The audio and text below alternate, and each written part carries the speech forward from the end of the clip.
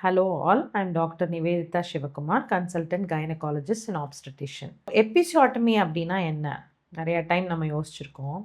எல்லா டெலிவரிக்கும் எபிசியோட்டமி தேவையா அப்படின்னு நினச்சிருக்கோம். ஸோ எபிசியோட்டமிங்கிறது பேசிக்காக என்னென்னா உங்கள் பெரினியல் ஏரியாவில் ஒரு கட் கொடுப்பாங்க. எதுக்காக கொடுக்குறோம்? இந்த பேபியோட ஹெட்டு வந்து ஈஸியாக பாஸ் ஆகிறதுக்காக கொடுக்குறோம்.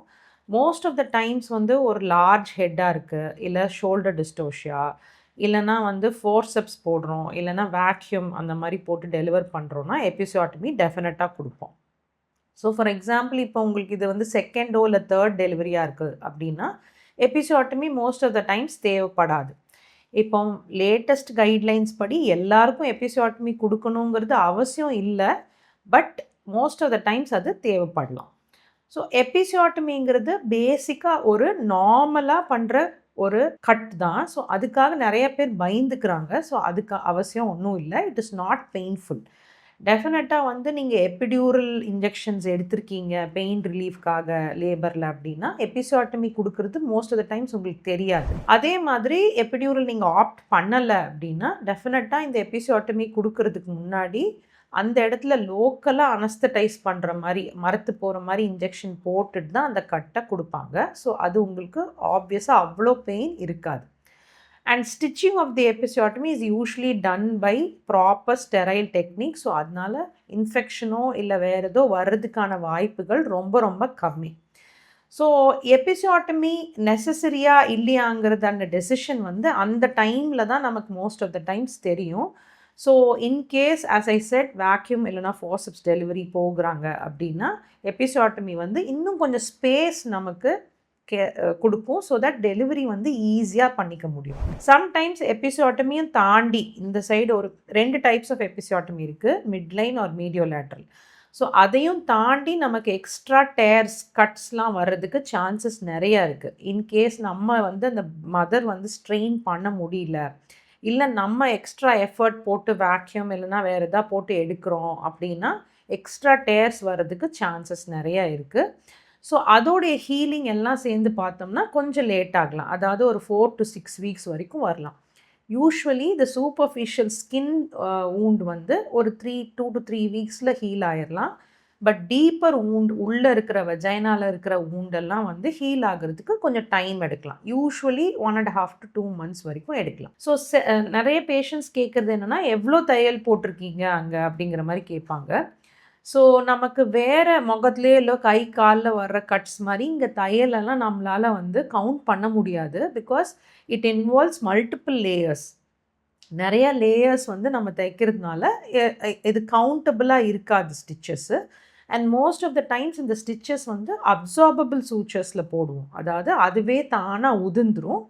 மோஸ்ட் ஆஃப் த டைம்ஸ் அது வந்து நம்ம கட் பண்ணி எடுக்க மாட்டோம். ஸோ சூச்சர் ரிமூவலுங்கிற ஒரு விஷயம் வந்து எபிசியோட்டமிக்கு பண்ண மாட்டோம்.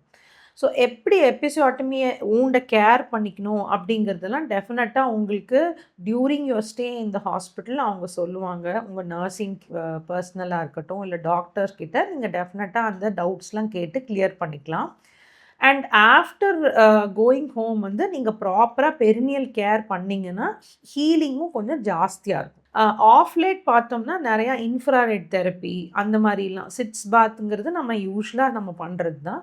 இன்ஃப்ராரெட் தெரப்பி எல்லாம் கூட இருக்குது. ஸோ இப்போது வந்து லேட்டஸ்ட்டாக வந்திருக்கிற கான்செப்ட் என்னென்னா பெரினியல் மசாஜ் அப்படின்னு சொல்கிறோம். ஸோ நிறைய பேஷண்ட்ஸ் வந்து பெரினியல் மசாஜ் பண்ணால், அதாவது இந்த பெரினியல் மசாஜுங்கிறது வந்து டியூரிங் ப்ரெக்னென்சி பண்ண வேண்டியிருக்கும். Towards your last weeks of pregnancy, அதாவது ஒரு 37, 38 வீக்ஸ்லேருந்து நீங்கள் அதை பண்ண ஆரம்பிக்கலாம். எப்படி பண்ணணுங்கிறதுல நிறைய டெக்னிக்ஸ் இருக்குது. நீங்களே செல்ஃபாக பண்ணிக்கலாம், இல்லைனா உங்கள் பார்ட்னரை பண்ணி விட சொல்லலாம். அந்த மாதிரியெல்லாம் டெக்னிக்ஸ் இருக்குது. யூஸ்வலாக ஒரு ப்ராப்பராக ஒரு நல்ல கம்ஃபர்டபுள் பொசிஷன் சூஸ் பண்ணிவிட்டு நீங்கள் ஒரு ஃப்ராக் பொசிஷன் மாதிரி எடுத்துக்கிட்டு கொஞ்சம் ஆயில் இல்லைனா ஏதாவது லியூப்ரிகேன் போட்டு நீங்களே செல்ஃபாக உங்களோட area between the pubic bone and the anus அப்படின்னு சொல்லுவோம். அந்த இடத்துல நீங்களே உங்களோட ஃபிங்கர்ஸ் அண்ட் பாம்ஸ் வச்சுட்டு நல்லா மசாஜ் பண்ணிக்க முடியும். ஸோ ஸ்டடீஸ் ஆஃப்லேட் என்ன சொல்லுதுன்னா இந்த மாதிரி பெரினியல் மசாஜ் பண்ணால் த நீட் ஆஃப் எபிசியோட்டமி வந்து சம்டைம்ஸ் கம்மி ஆகுது அப்படின்னு சொல்கிறாங்க. ஸோ பேசிக்காக என்ன கான்செப்ட்னா இந்த பெரினியல் ஏரியா வந்து டியூரிங் லேபர் நல்லா ஸ்ட்ரெச் பண்ணி கொடுக்கும். ஸோ தட் ஈஸியாக உங்களுக்கு பேபியோட ஹெட் பாஸ் ஆகிறதுக்கு ஹெல்ப் பண்ணும். ஸோ இந்த மாதிரி பண்ணுறதுல சில டூஸ் அண்ட் டோன்ட்ஸும் இருக்குது. அதனால அதை பற்றி கரெக்டாக படிச்சுட்டு உங்கள் ஃபிசியோதெரபிஸ்ட் இல்லைனா ஒரு பர்த்திங் டோலா இல்லைனா பர்த்திங் அசிஸ்டன்ட் கிட்ட ப்ராப்பராக எடுத்துட்டு நீங்கள் அதை பண்ணணும். Because you shouldn't hurt yourself. Again if some patients have risk of preterm labour, அவங்களுக்கு நம்ம இது ரெக்கமெண்ட் பண்ணுறதில்ல. பெரினியல் மசாஜஸ் பண்ண வேண்டாம் அந்த மாதிரி இருக்கவங்க. So even if you do a perineal massage, sometimes அது ஒர்க் அவுட் ஆகலைன்னா don't worry, episiotomy is still possible and it is easy also. And ப்ராப்பராக எபிசியோட்டமி ஸ்டிச் பண்ணிட்டீங்க அப்படின்னா அது எதுவும் ப்ராப்ளம் கொடுக்காது லாங் டேர்மில். But sometimes as I said, ஒரு காம்ப்ளிகேட்டட் எபிசியோட்டமி அந்த மாதிரி இருந்துச்சு அப்படின்னா உங்களுக்கு டீப்பர் ஸ்டிச்சஸ் தேவைப்படலாம். ஸோ அதனால் பயப்படணும்னு அவசியம் இல்லை. கண்டிப்பாக ஹீலிங் வந்து டிலே ஆனாலும் கண்டிப்பாக ஹீல் ஆகிடும். பட் சம்டைம்ஸ் உங்களுக்கு வந்து ஏதாவது perineal tears involving your other parts like anus, rectum அந்த மாதிரிலாம் இருந்துச்சுன்னா it is a very difficult condition. அப்போ வந்து இன்னும் கொஞ்சம் ஸ்பெஷலிஸ்ட் கூட இன்வால்மெண்ட் எடுத்து ப்ராப்பராக அந்த ஏரியாவை ஸ்டிச் பண்ண வேண்டிய இருக்கும். ஸோ அந்த கேசஸில் உங்களோட ஏனல் ரீஜன் கூட அஃபெக்ட் ஆகிறதுக்கு சான்ஸ் இருக்குது. ஸோ இதெல்லாம் வச்சுட்டு நீங்கள் போஸ்ட்நேட்டில் ஆஃப்டர் டெலிவரி எப்படி கேர் எடுத்துக்கணுன்னா, மோஸ்ட் இம்பார்ட்டன்ட் திங் வந்து ஹைஜீனிக்காக அந்த ஏரியா வச்சுக்கணும், ட்ரையாக வச்சுக்கணும், ப்ராப்பராக ஆன்டிபயோட்டிக்ஸ் அண்ட் பெயின் கில்லர்ஸ் கொடுக்கணும். அதுக்கப்புறம் நீங்கள் அந்த பெயின் அண்ட் சோர்னஸை ரிலீவ் பண்ணுறதுக்கு ஹாட் வாட்டர் பேக்ஸ் இல்லைனா கோல்ட் கம்ப்ரெஸஸ் இல்லைனா சிட்ஸ் பாத் அந்த மாதிரி யூஸ் பண்ணிக்கலாம். இன்ஃப்ராரெட் தெரப்பீஸ் கூட யூஸ் பண்ணிக்கலாம்.